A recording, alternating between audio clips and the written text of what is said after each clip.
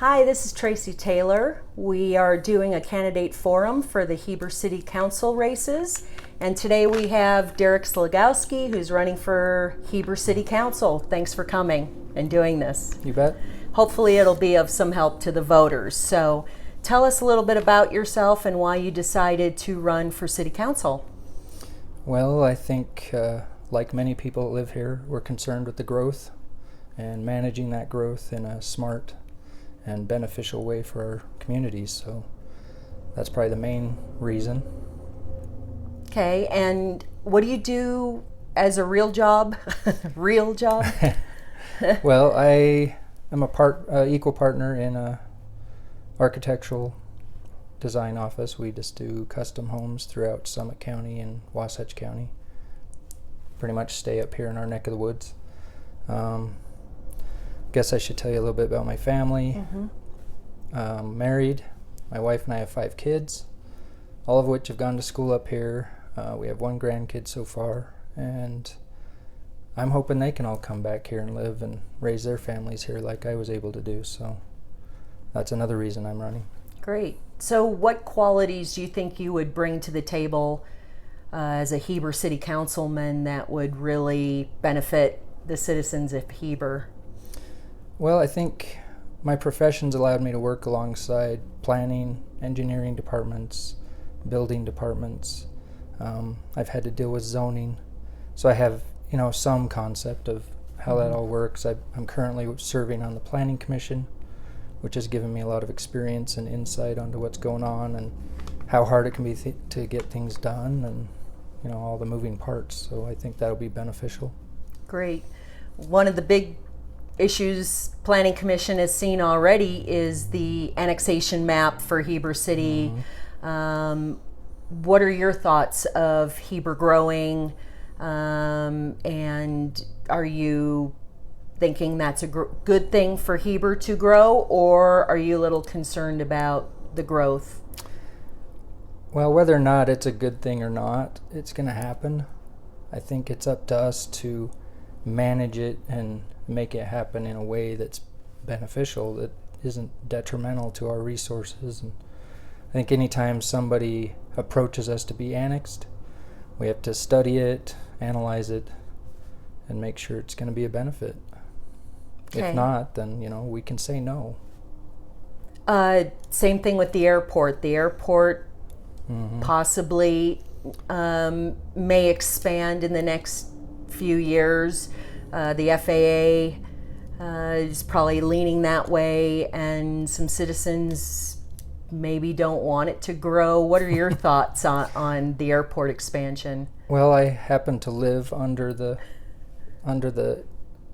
flights coming in, so I think I'm a little closer than some, but I'd like to see it stay a B2. I think we should keep fighting to keep it that way if we can, and see what happens. So if we needed our own financial incentives to keep the airport the same size, you would be for that then, as opposed to just taking the FAA money?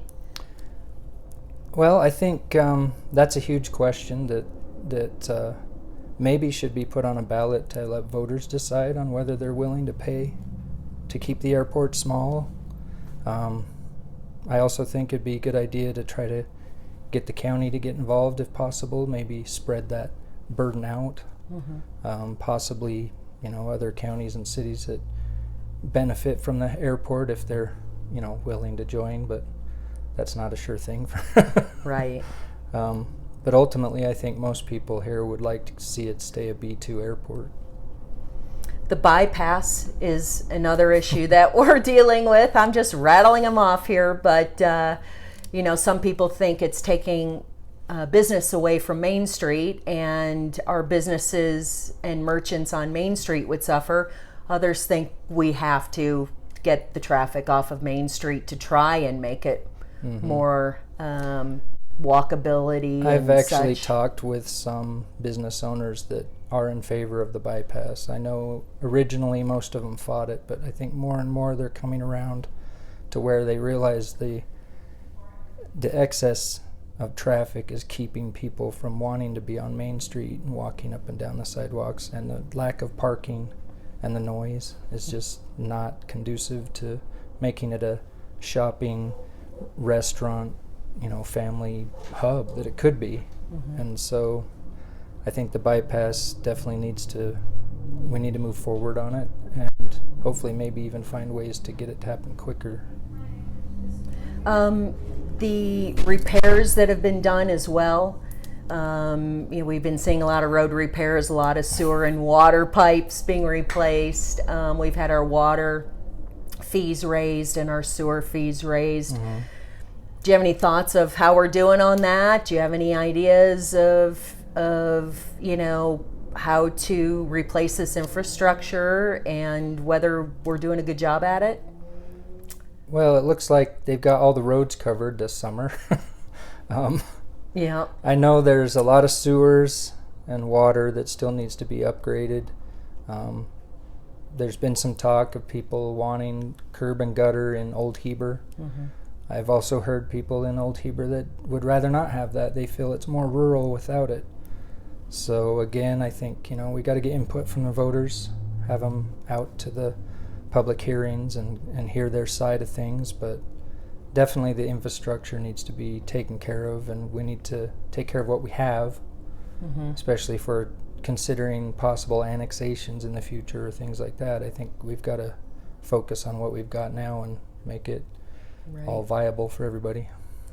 Heber Light and Power is another issue that Heber City owns 75% of Heber Light and Power.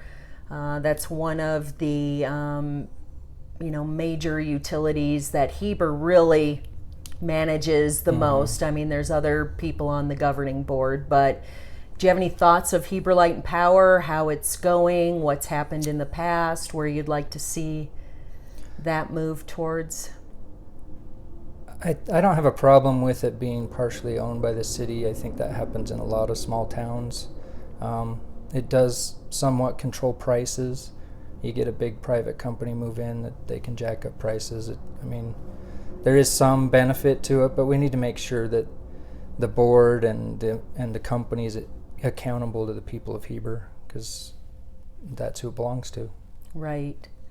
If you were on this city council, is there any issue that you would like to bring forward? Any, I don't want to say pet projects, but any things you'd like to personally accomplish while you're on the city council?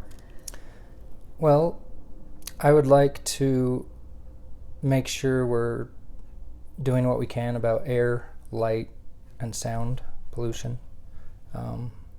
Also, I would like to try to mend fences with the county council. I think the two councils need to be able to work together and not have this animosity that I've sensed since I've been here and since I've been going to meetings.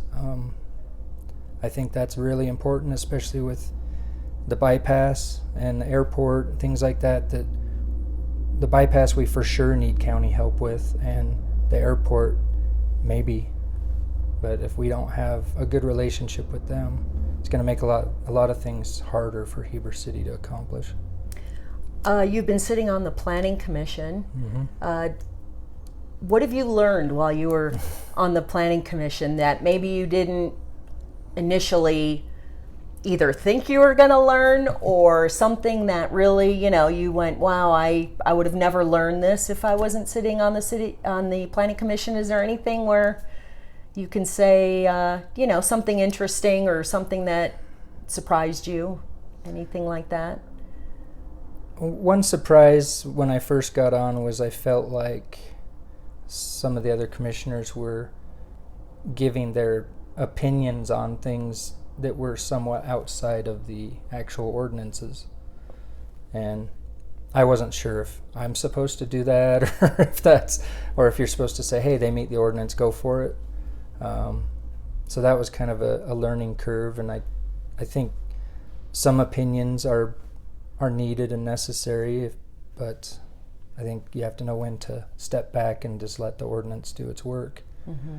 The other thing that I've noticed is